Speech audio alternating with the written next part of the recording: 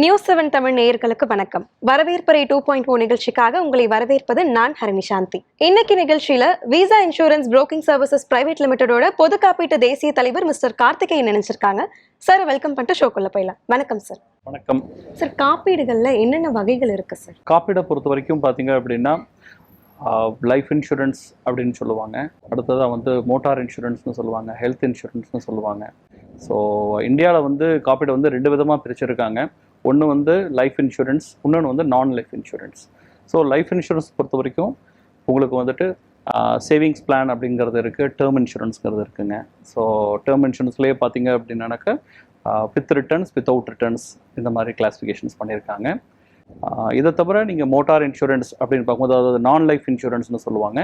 நான் life இன்சூரன்ஸை again motor insurance தனியாக, நான் மோட்டார் இன்சூரன்ஸ் தனியாக பிரிச்சிருக்கிறாங்க. ஸோ இதில் வந்து நான் மோட்டார் இன்சூரன்ஸுக்கும் சரிங்க, நான் மோட்டார்லேயும் அகைன் ரெண்டு வகையாக இருக்குது. ஹெல்த் இன்சூரன்ஸ், அதர் தென் ஹெல்த் இன்சூரன்ஸ் அப்படின்னு பிரிச்சிருக்காங்க. மோட்டார் இன்சூரன்ஸ் இதை பற்றிலாம் பேசுனீங்க. இப்போ motor insurance bumper to bumper அப்படின்னா அதெல்லாம் என்னது சார்? முதல்ல வந்து பம்பர் டு பம்பருங்கிற வார்த்தையே வந்து தப்புன்னு சொல்லுவேன் நான். ஏன்னா அதற்கு உண்டான ஆக்சுவலான வார்த்தை என்னன்னாக்கா நில்டப் கவர் அப்படின்னு சொல்லுவாங்க. ஓகே, இது வந்து ஒரு ஒரு ஆட் ஆன் கவர் எல்லாருமே வந்து சூஸ் பண்ணுறாங்க. இது என்ன அப்படின்னா, இன்னைக்கு லாஸ்ட்டாக வந்து ஒரு 10 வருஷத்தில் வந்து ஒரு மிகப்பெரிய சேஞ்ச். அதாவது ஒரு டெப்ரிசியேஷன்னால ஒருத்தருக்கு வந்து லாஸஸ் வருது, கிளைம் லாஸஸ் வருதுன்னா அதற்கு வந்து இந்த நில்டப் எடுத்துட்டாங்க அப்படின்னாக்கா அதற்கு உண்டான தீர்வு அவங்களுக்கு கிடைக்கும். கிளைம், அதற்குண்டான கிளைம் அவங்களுக்கு வந்து கிடைக்கும். இதில் தவிர வந்து பார்த்திங்கன்னா, ஒருத்தர் வந்து மோட்டார் இன்சூரன்ஸ் எடுக்கும்போது நிறையா மிஸ்டேக்ஸ்லாம் பண்ணிடுறாங்க. முக்கியமாக என்ன ஐடிவி, ப்ராப்பராக ஐடிவி செலக்ட் பண்ணணும், எந்த மாதிரியான கவரேஜ் வந்து அந்த வெஹிக்கிளுக்கு வந்து எடுக்கணும் அப்படிங்கிறதெல்லாம் யாரும் பார்க்குறதில்ல. ஜஸ்ட் லைக் தட் அப்படியே யாரையாவது ஒருத்தர் தெரிஞ்சவங்க மூலமாகவோ போயிட்டு எடுக்கிறாங்க. இதில் என்ன ஒரு பெரிய ப்ராப்ளம் வருது அப்படின்னா, எல்லாருமே இன்றைக்கி வந்து ஒரு ஆப்பிள் டு ஆப்பிள் கம்பேரிசன் அப்படிங்கிறத வந்து யாரும் பண்ணுறதில்ல. ஒரு ஆப்பிள் டு ஆப்பிள் கம்பேரிசன் அப்படின்னா, ஒரு கம்பெனி வந்து இன்றைக்கி 26 கம்பெனி இருக்காங்க. இந்த 26 கம்பெனியும் வந்து அவங்க மோட்டார் இன்சூரன்ஸ் வந்து விற்கிறாங்க. ஸோ இதற்கு உண்டான தீர்வுகள் வந்து பார்த்தீங்க அப்படின்னா, நீங்கள் ஒரு உங்களுக்குன்னு ஒரு ஏஜென்ட்டை வந்து கையில் வச்சுக்கிறது வந்து ரொம்ப நல்லது. ஒரு முகவர்கள்னு சொல்லுவாங்க. அவங்க மூலமாக நீங்கள் வந்து இந்த பாலிசிஸை நீங்கள் எடுக்கும்போது அவருக்கு தெரியும் உங்கள் வண்டிக்கு எந்த மாதிரியான கவரேஜஸ் வந்து கொடுக்கலாம், எந்த மாதிரியான ஃபீச்சர்ஸ் கொடுக்கலாம் அப்படிங்கிறது வந்து அவருக்கு வந்து நல்லா. ஏன்னா பிகாஸ் இதை வந்து நம்ம லைசன்ஸ்டு ஏஜென்ட்ஸ்னு சொல்லுவோம். அவங்களுக்கு அந்த மோட்டார் இன்சூரன்ஸ் பற்றின ஒரு அனுபவம் இருக்கும், ஒரு புரிதல் இருக்கும்.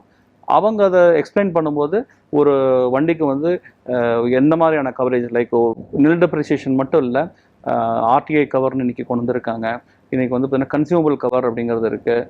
ஸோ இந்த மாதிரி ஏகப்பட்ட கவர்கள் இருக்குது. இது வந்து ஒரு ஏஜென்ட் மூலமாக நீங்கள் வந்து அதை எடுக்கும்போது அதற்கு உண்டான கிளைம் வந்து வரும்போது உங்களுக்கு அந்த ஒரு ப்ராப்ளம்ஸ் வராது. சார், மெடிக்ளைம் இன்சூரன்ஸஸ் இருக்கு. ஸோ அதில் வந்து எந்த வகையான மருத்துவ காப்பீடுகள் வந்து சிறந்தது சார்? எந்த வகையான மருத்துவ காப்பீடுகள் வந்து மக்கள் எடுத்துக்கணும் சார்? மருத்துவ காப்பீடு, அதாவது மெடிக்ளைம் இன்சூரன்ஸ், இது வந்து இன்னைக்கு பார்த்தீங்க அப்படின்னாக்கா டோட்டலாக இந்தியாவில் வந்து ஒரு 4% மக்கள் கூட இன்னும் மெடிக்ளைம் இன்சூரன்ஸ் இல்லை அப்படிங்கிறது தான் சர்வே ரிப்போர்ட் சொல்லுது. ஸோ இது மாதிரி நீங்கள் ஒரு பிளான் நீங்கள் சூஸ் பண்ணுறீங்க அப்படின்னா, மெடிக்ளைம் இன்சூரன்ஸ் உங்கள் குடும்பத்தில் மொத்தத்தில் எத்தனை நபர்கள் இருக்கிறாங்க அப்படிங்கிறத நீங்கள் வந்து அதை நோட் பண்ணிக்கணும். உங்களுக்கு எந்த மாதிரியான சிட்டியில் இருக்கீங்கிறது ரொம்ப இம்பார்ட்டண்ட்டு. ஸோ இப்போது சென்னை மாதிரியான சிட்டியில் இருக்காங்க, அல்லது வந்து ஒரு பெங்களூர் மாதிரியான சிட்டியில் இருக்காங்க அப்படின்னா அதுக்கு தகுந்த அங்கே வந்து மருத்துவ செலவுகள் ரொம்ப அதிகமாக இருக்கும். ஸோ எந்த விதமான ஊரில் இருக்கீங்க அப்படிங்கிறது ரொம்ப இம்பார்ட்டண்ட்டு. எத்தனை விதமான மக்கள், உங்கள் சப்போஸ் அவர் வந்து கல்யாணம் இருந்தது அப்படின்னாக்க அவரோட ஸ்பௌஸ் அவங்க ஆட் பண்ணிக்கலாம். இன்றைக்கி வந்து ஒரு ஃபேமிலி ஃப்ளோட்டர்னு சொல்லுவாங்க. ஸோ ஒரு 10 லட்சம் ஒருத்தர் கவரேஜ் எடுக்கிறாரு அப்படின்னாக்கா அந்த 10 லட்சத்தை அவர் வந்து அதை ஒரு ஃப்ளோட்டர் பாலிசின்னு சொல்லுவாங்க. இந்த 10 லட்சத்துக்குள்ளே அவங்க ஃபேமிலி மெம்பர் அத்தனை பேருக்குமே வந்து ஒரு குடும்பத்தில் வந்து கணவன், மனைவி, ஒரு 2 குழந்தைகள், 3 குழந்தைகள் வரைக்கும் ஒரே பாலிசியில் அவங்க ஆட் பண்ணிக்கிற அளவுக்கு இன்றைக்கி வந்து மருத்துவ காப்பீடு திட்டங்கள் இருக்குது.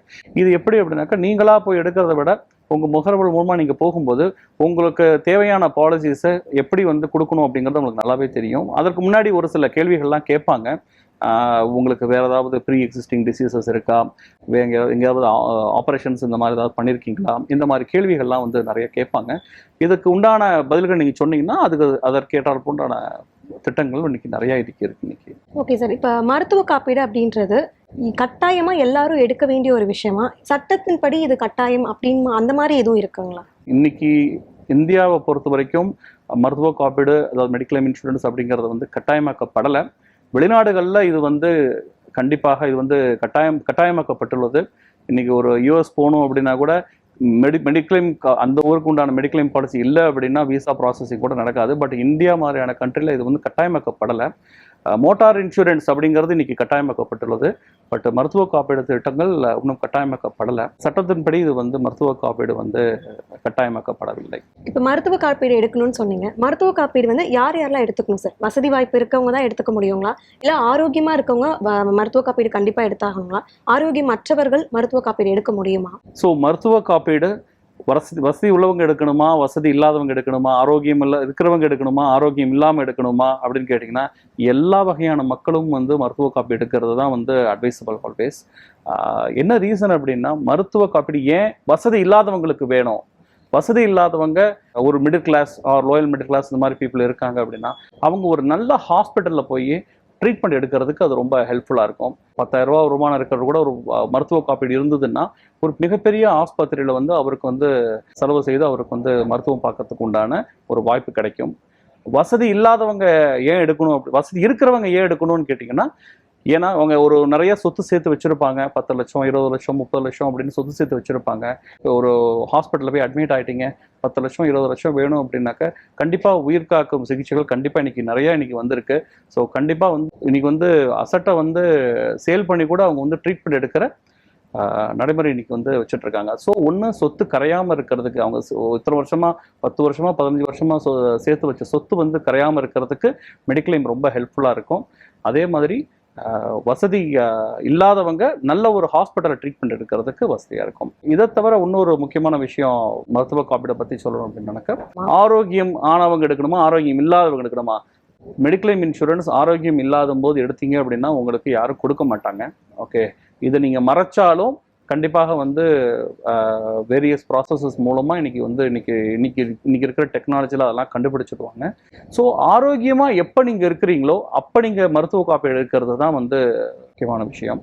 ஏன்னா ஒருத்தர் வந்து நீங்கள் பாலிசி எடுக்கும்போதே அன்றைக்கி நீங்கள் டிக்ளேர் பண்ணி ஆகணும். நீங்கள் வந்து உங்களுக்கு சுகர் இருக்கா, பிளட் ப்ரெஷர் இருக்கா, அல்லது வந்து வேறு ஏதாவது ஆப்ரேஷன்ஸ் ஏதாவது பண்ணியிருக்கீங்களா அப்படிங்கிறதெல்லாம் வந்து டிக்ளேர் பண்ண வேண்டிய சுச்சுவேஷன் இருக்குது.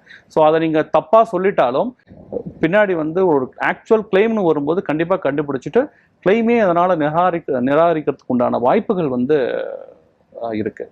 ஸோ அதனால் வந்து ஆரோக்கியமாக இருக்கும்போதே நீங்கள் வந்து இன்சூரன்ஸ் எடுக்கிறது வந்து மெடிக்ளைம் இன்சூரன்ஸ் இருக்கிறது நல்லது. சரி, இப்போ மோட்டார் வெஹிக்கல் இன்சூரன்ஸ்ன்றது கட்டாயமான ஒரு விஷயமா இருக்கு. ஆனா மக்களுக்கு வந்து இதை பத்தின புரிதல் இல்லாம இருக்குல்ல சார்?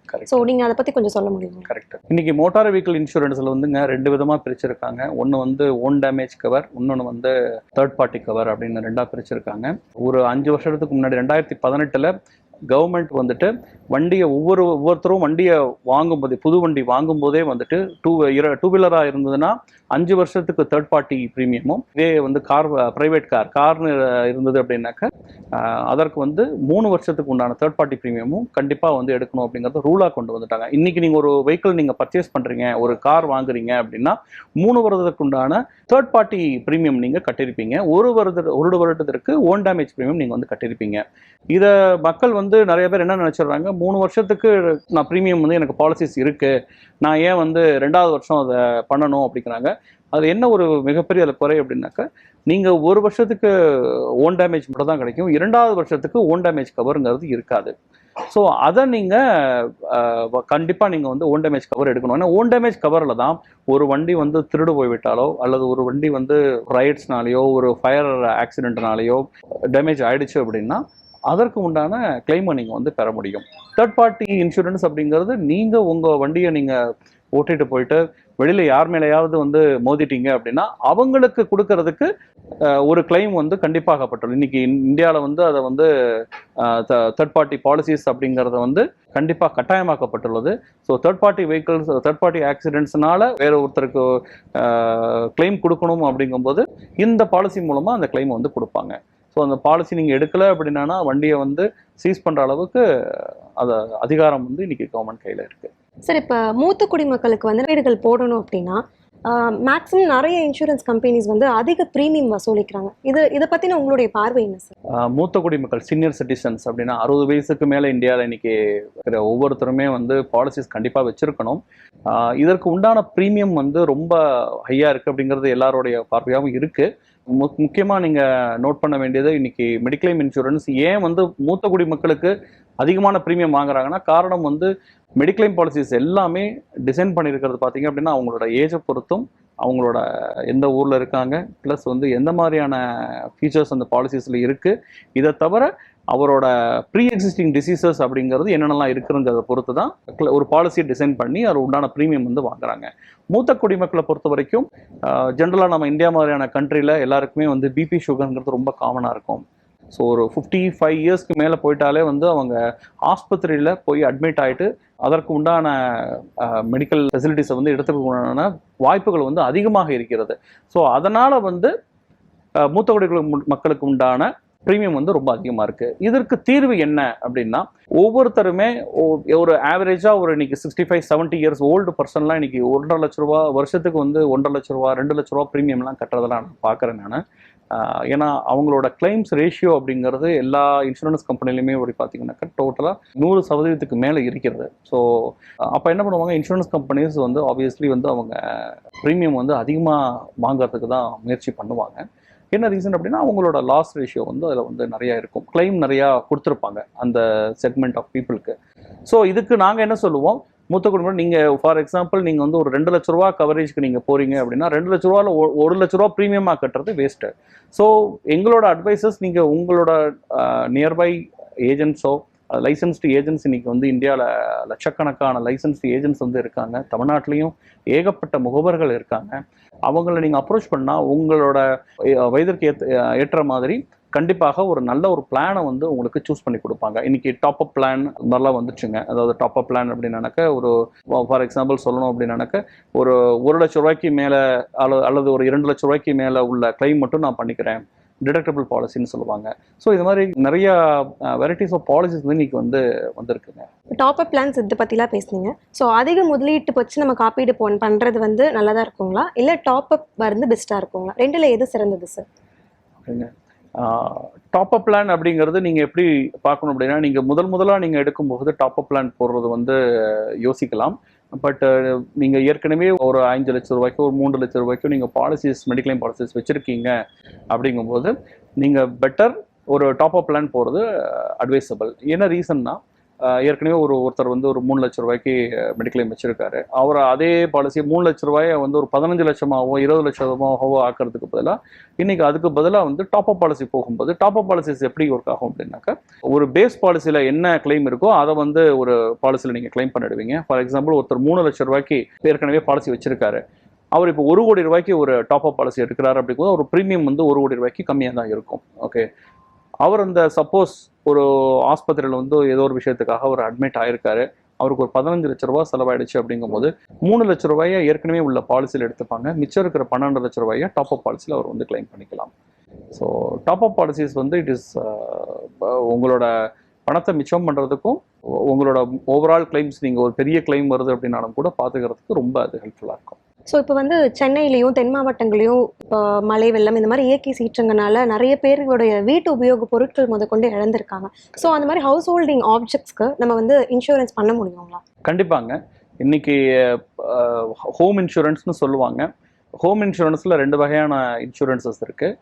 ஒன்று வந்து வீடு நீங்கள் உங்களோட சொந்த வீடாக இருக்கும், அந்த சொந்த வீடு வந்து ஒரு எர்த்குவேக்னாலேயோ ஃப்ளட்னாலேயோ டேமேஜஸ் ஆகிடுச்சு அப்படின்னா அதை நீங்கள் கவர் பண்ணுறதுக்கு நீங்கள் வந்து இன்சூரன்ஸ் பாலிசிஸ் எடுத்துக்கலாம். ஹோம் இது என்னோட வீடு கிடையாது, ஆனால் நான் வாடகை வீட்டில் தான் இருக்கேன், ஆனால் அதற்கு உண்டான வீட்டுக்குள்ளே நான் வந்து ஒரு 2 லட்ச ரூபாய்க்கு ஒரு டிவி வாங்கி வச்சுருப்பேன், ஒரு வாஷிங் மிஷின் வாங்கி வச்சுருப்பேன், எலக்ட்ரானிக் ஐட்டம்ஸ் இருக்கும், வீட்டில் வந்து நகைகள் வச்சுருப்பீங்க. இதெல்லாம் பாதுகாத்துக்கிறதுக்கு ஹோம் இன்சூரன்ஸில் கண்டென்ட் இன்சூரன்ஸ் அப்படிங்கிறது இருக்குது. இதை நீங்கள் தனித்தனியாகவும் எடுத்துக்கலாம், சேர்ந்தும் எடுத்துக்கலாம். நீங்கள் இன்றைக்கி இந்தியாவில் வந்து இதற்கு உண்டான புரிதல் இருக்குது, பட் ஆனால் மக்கள் யாரும் வந்து அதை எடுக்கிறதில்ல. ஏன்னா எல்லாரும் என்ன நினச்சிடுறாங்க அப்படின்னா நம்மளுக்கு எதுவும் நடக்காது அப்படிங்கிறதுல ரொம்ப நம்பிக்கையாக இருக்காங்க. நல்லது தான், பட் வந்து ஹோம் இன்சூரன்ஸ் இன்னைக்கு ப்ரீமியம் அப்படின்னு பார்த்தீங்கன்னா ரொம்ப ரொம்ப கம்மி.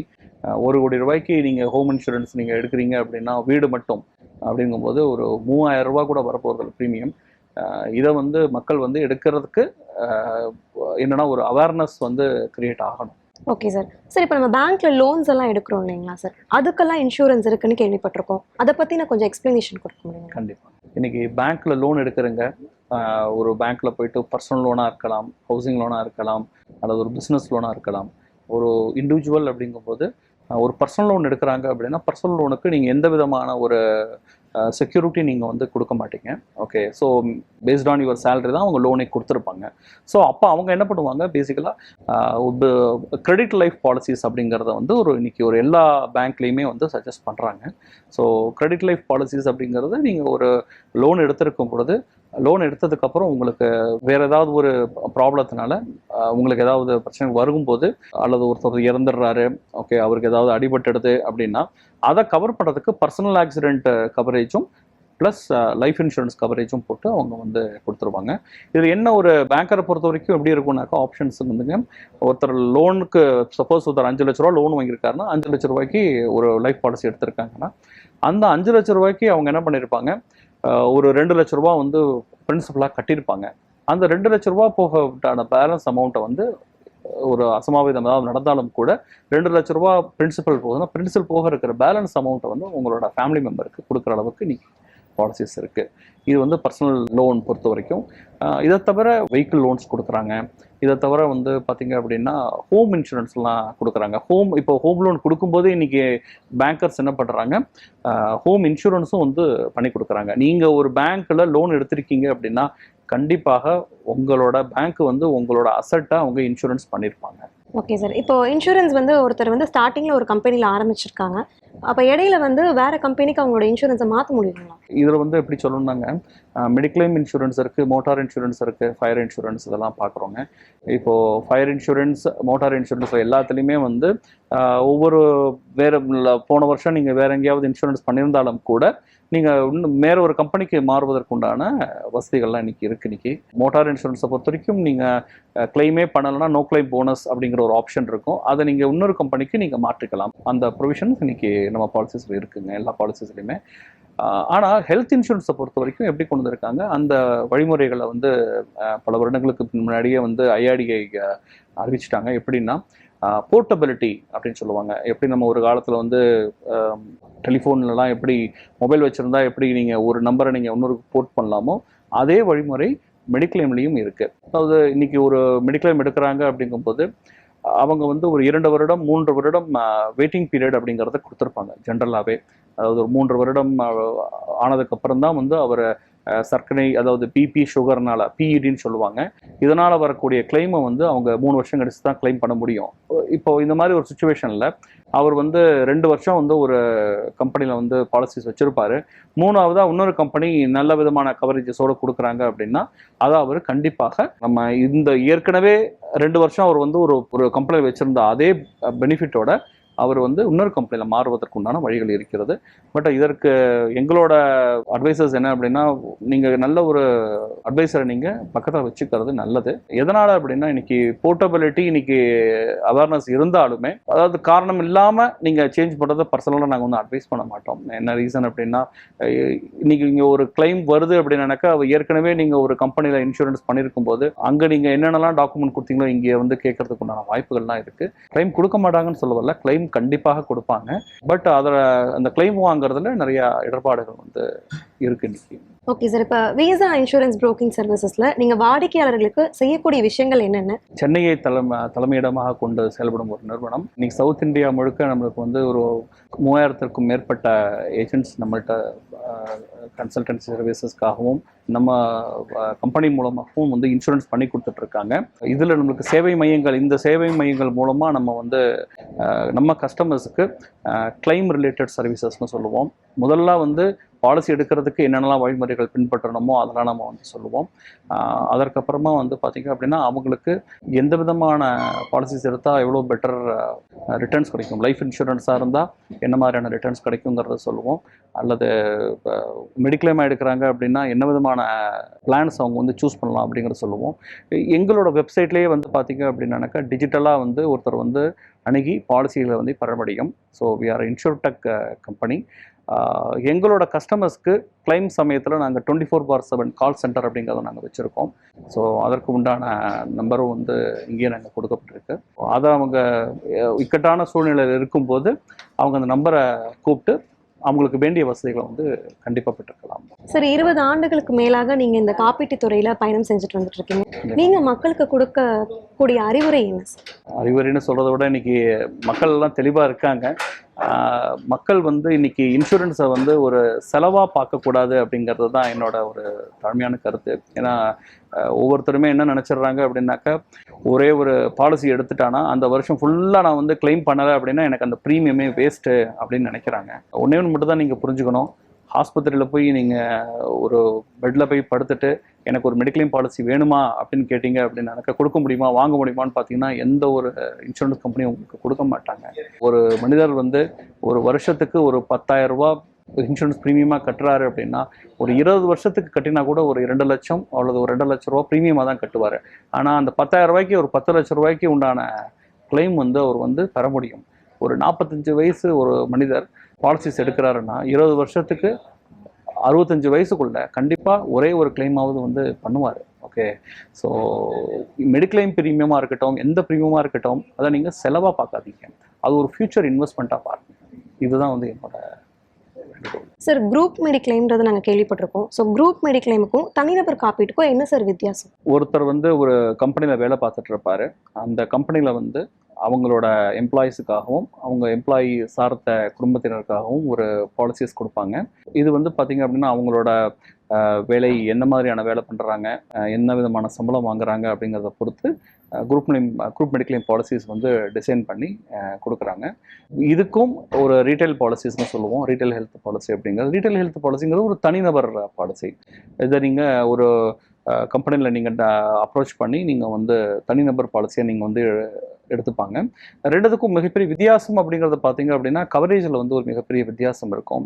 ஜென்ரலாக இன்னைக்கு இந்தியாவில் இருக்கிற அத்தனை குரூப் மெடிக்ளைம் பாலிசிஸ்லையுமே வந்து டே 1 கவரேஜ் அப்படிங்கிறத கொடுக்குறாங்க. டே 1 கவரேஜ் அப்படின்னாக்க ஒருத்தர் வந்து பாலிசிஸ் எடுத்து இன்னைக்கு பாலிசி எடுக்கிறாங்கன்னா ஒரு 10 நாள் 15 நாள் அவருக்கு ஏதாவது ஆனாலும் கூட அந்த கிளைம் பண்ணுற அளவுக்கு கொடுப்பாங்க. ஏன்னா இது வந்து ஒரு குழுவாக சேர்ந்து எடுக்கக்கூடிய ஒரு பாலிசி. இது வந்து இதுக்கும் ரீட்டைல் பாலிசிஸ் எது வந்து பெஸ்ட்டு அப்படின்னு நீங்கள் வந்து அதை சொல்ல முடியாது. ஏன்னா இதை கவரேஜை பொறுத்து தான் வந்து இருக்குது. இதில் முக்கியமாக நீங்கள் ரீட்டைல் பாலிசிஸ் நான் வந்து எடுத்துக்கலாமா, இப்போ ஒருத்தர் வந்து ஒரு கம்பெனியில் வேலை பார்க்குறாரு, அந்த கம்பெனியில் வேலை பார்த்துட்டு இருக்கும்போது ரீட்டைல் பாலிசிஸ் எடுத்துக்கலாம்னு கேட்டால் கண்டிப்பாக எடுத்துக்கணுங்கிறது தான் நாங்கள் அறிவுரை சொல்லுவோம். ஏன்னா ஒருத்தர் வந்து ஒரே கம்பெனிலேயே பல வருடங்கள் வேலை செய்வார் அப்படிங்கிறதுக்கு உண்டான எந்த ஒரு விதமான ஒரு உத்தரவாதமும் கிடையாது. சப்போஸ் அவர் இன்றைக்கி ஒரு வேலை செஞ்சிட்ருக்காரு, ஒரு 10 வருஷம் 15 வருஷத்தில் ஒரு வேலையை விட்டு நின்றுட்டாருன்னா அந்த டேட்லேயே வந்து அந்த குரூப் மெடிக்ளைம் பாலிசியோட கவரேஜ் வந்து முடிஞ்சு போயிடும். ஓகே, ஸோ அதற்கு தீர்வு என்ன, நீங்கள் வந்து ஒரு ரீட்டைல் தனியாக ஒரு தனிநபர் காப்பீடு ஒன்று வச்சுக்கிறது வந்து இன்றைக்குமே நல்லது. சப்போஸ் ஒருத்தர் வந்து ஒரு குரூப் மெடிக்ளைம் பாலிசியில் ஒரு 5 லட்ச ரூபா கவரேஜ் வச்சுருக்காருன்னா இன்னொரு 5 லட்ச ரூபாய்க்கு அவர் வந்து தனியாக ஒரு காப்பீடு வச்சுக்கலாம். ஸோ அப்போது ஒரு 8 லட்ச ரூபா கிளைம் வருது அப்படின்னா கூட ஒரு பாலிசிலேருந்து ஒரு 5 லட்சமோ இன்னொரு பாலிசிலேருந்து அனதர் குரூப் மெடிக்ளைம் பாலிசிலேருந்து ஒரு 5 லட்சமோ 3 லட்ச ரூபா வந்து அவர் தனிநபர் பாலிசி வச்சிருக்காலே அதுலேயும் வந்து கிளைம் பண்ணிக்கலாம். இன்னைக்கு இந்தியாவில் வந்து நீங்கள் 2-3 பாலிசி வச்சுட்டு இருந்தாலும் அந்த பாலிசி ஒவ்வொரு பாலிசிலுமே நீங்கள் வந்து அதாவது எப்படி சொல்லணும், குமுலேட்டிவாக, அதாவது மொத்தமாக வந்து உங்களோட என்ன செலவாச்சோ அந்த செலவை நீங்கள் இந்த இன்சூரன்ஸ் கம்பெனிலேருந்து நீங்கள் வந்து கிளைம் பண்ண முடியும். அந்த வசதி இன்னைக்கு இருக்குது. சார், இப்போ வந்து ஆண்டர்பிரினியர்ஷிப், ஸ்டார்ட் அப்ஸ் இதெல்லாம் டெவலப் ஆகிட்டு இருக்கு. அப்படி இருக்கப்ப கமர்ஷியலாக நம்மளுக்கு வந்து இன்சூரன்ஸ் பண்ணுவீங்களா? இதை பற்றி கொஞ்சம் சொல்லுங்கள் சார். கண்டிப்பாங்க. இன்னைக்கு கமர்ஷியல் லைன் ஆஃப் இன்சூரன்ஸ் அப்படின்னு சொல்லும்போது மேஜராக ஃபயர் இன்சூரன்ஸ் அப்படிங்கிறத எல்லாத்துக்கும் ஞாபகத்துக்கு வரும். ஒரு ஸ்டார்ட் அப்பாக இருக்கட்டும் அல்லது ஏற்கனவே ஒருத்தர் வந்து ஒரு தொழில் நடத்திட்டு இருக்காருன்னா இன்சூரன்ஸ் வந்து எல்லா விதத்துலையும் அவருக்கு வந்து ரொம்ப ஹெல்ப்ஃபுல்லாக இருக்கும். ஒரு முதலீடு 1 கோடி 2 கோடி அல்லது 5 கோடி 10 கோடி எத்தனை முதலீடு, ஈவன் 10 லட்சம் போட்டு ஒருத்தர் வியாபாரம் பண்ணுறாரு, ஒரு சின்ன ஒரு ஷாப் வச்சுருக்காரு அப்படின்னாலும் கூட அதற்கு வந்து ஒரு இன்சூரன்ஸ் எடுத்துக்கிறது வந்து இன்றைக்கி நல்லது. இன்றைக்கி தொழிற்சாலைகள்லாம் இருக்குது, பல கோடி ரூபாய் இன்வெஸ்ட்மெண்ட் போட்டு அவங்க வந்து அந்த தொழிலை நடத்திட்டு இருக்காங்க. இன்றைக்கி ஒரு ஃப்ளட் மாதிரியான சுச்சுவேஷன் உங்களுக்கு வரும்போது கண்டிப்பாக வந்து இந்த இன்சூரன்ஸ் வந்து அவங்களுக்கு வந்து ரொம்ப கை கொடுக்கும்.